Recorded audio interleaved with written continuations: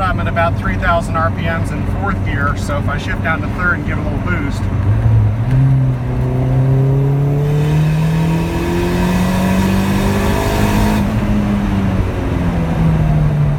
run it up to about 6,000 in third gear. Nice little punch.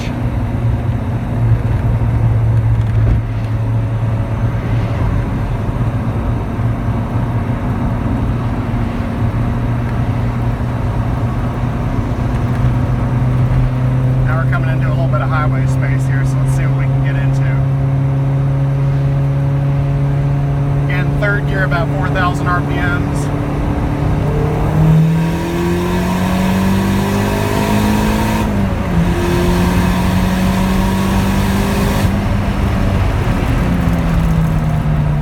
Up to about 75 or 80 miles an hour right there.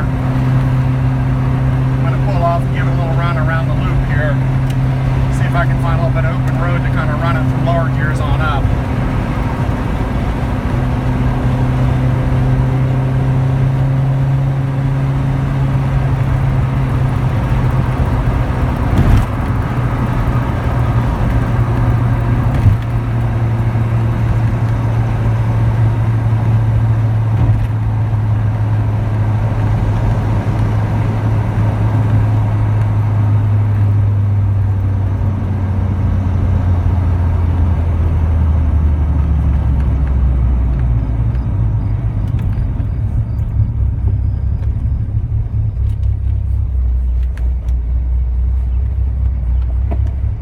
Then coming up to idle, it's perfectly happy, just setting at 1,000 RPMs. It'll sit at a grand all day long at idle.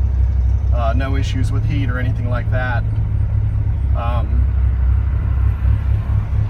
You know, like I say, off boost, it's basically like a normal car.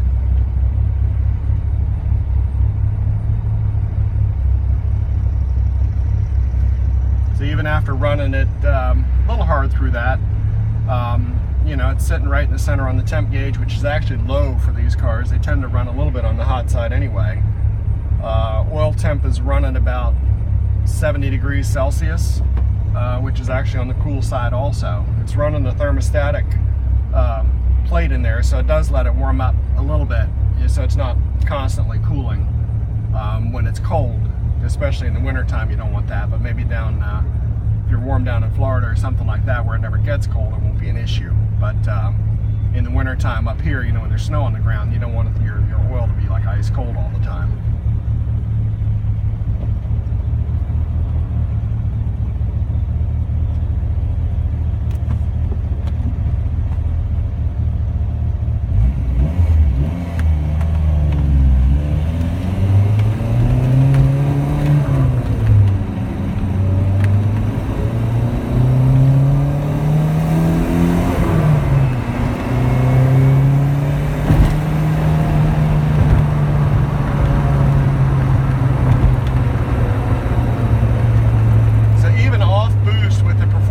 I've done with the head and the cam and all the other flow stuff, it runs better than a stock GTI ever did, even off boost. Still responsive, fun to drive, it's quick, you know, so you think of cams and boost and high RPM only, but this thing does pretty well. So I'm actually going to come down and slow down here in the on-ramp, see if we can run it up a bit. So we're in second gear here, and I'm going to run it up.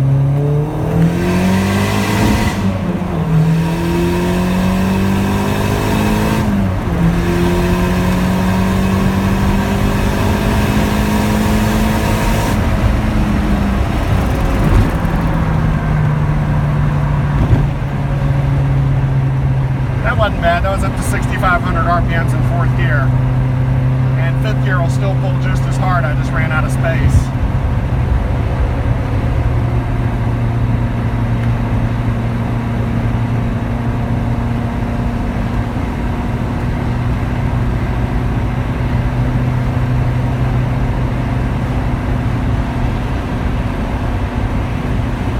There is a little bit of shudder when I hit on the brakes hard in the steering wheel, so this is something I might want to look at for wheel balance,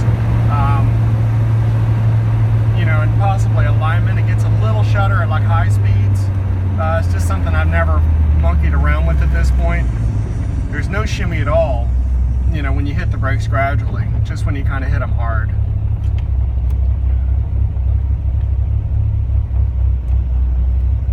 But I've never run out of braking power, even with the stock GTI brakes front and rear. Granted, I'm not running on the track, but still.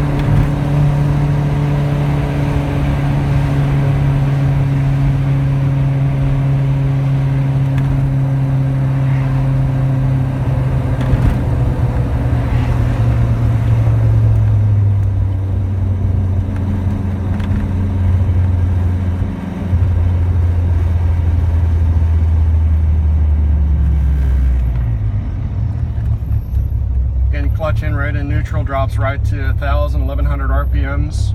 Perfectly happy even running like a little boost hit like that. Temp is right in the middle. Oil temp is at 80, 85 degrees Celsius, just still low.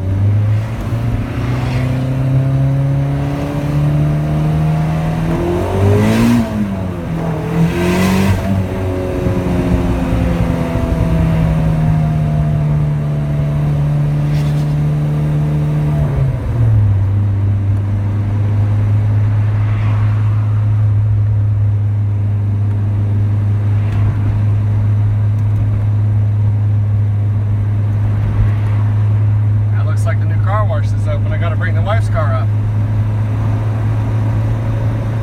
Make her happy. That, along with selling this car, would make her really happy. Although I do really enjoy driving it, even though I haven't driven it in like a month. It's still so fun to get out on this kind of cool summer day and just zip around for an hour. I'm definitely going to miss that if I don't have this anymore.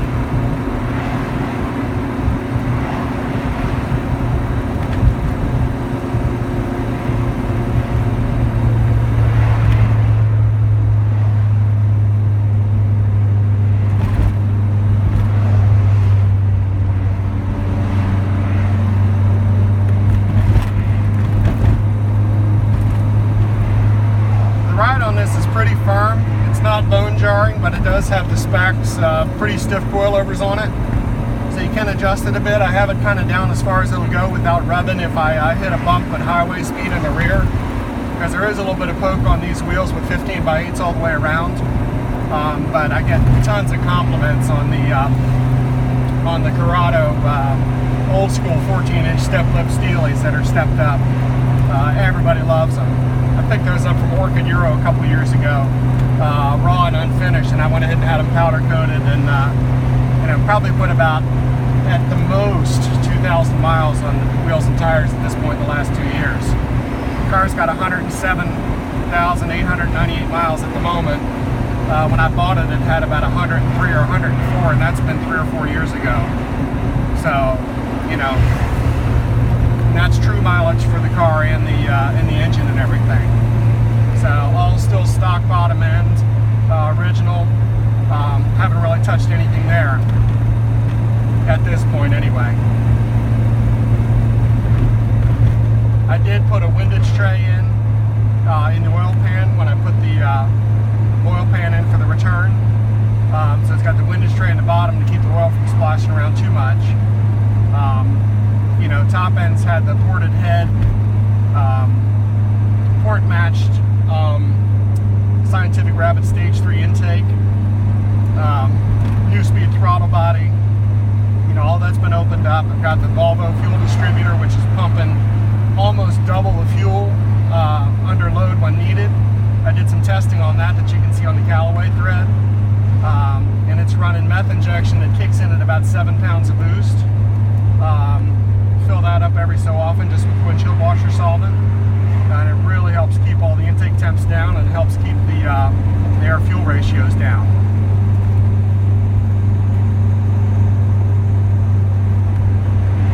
See if I can pull over here at the park and maybe I'll do a little walk around while I've got the video going still.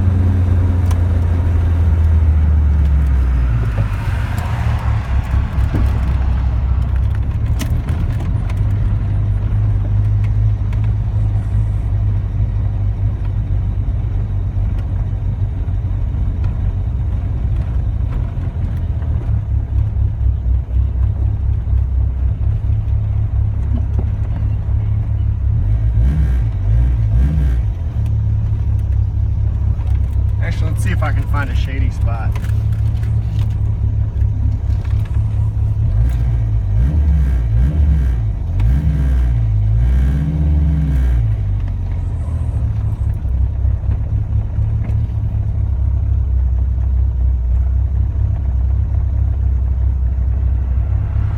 Actually, I'll pull it back to my house and park in the street. So I'll give it a little run here, you know, first and second gear, but I'm not going to mash it in first gear because I like to roll into that power.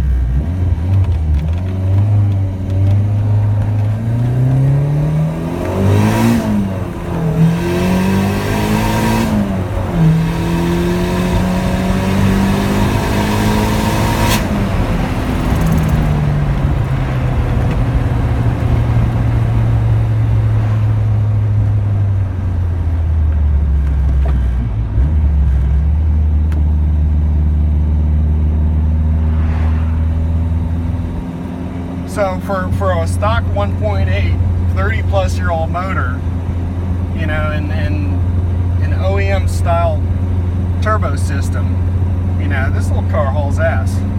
So I've taken a lot of GTI owners in it that are just blown away by it.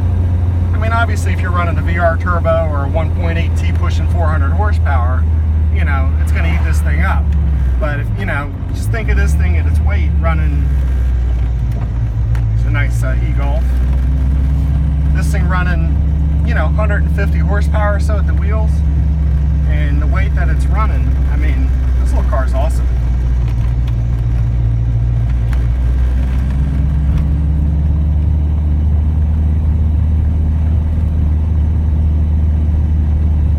I'm going to pull up to my house here. I'm going to pull up in the sun. Maybe you can see it a little bit better once I pop the hood open. Go ahead and leave it running. I always let it run to cool down for a minute or two when I come up, especially if I've been on boost.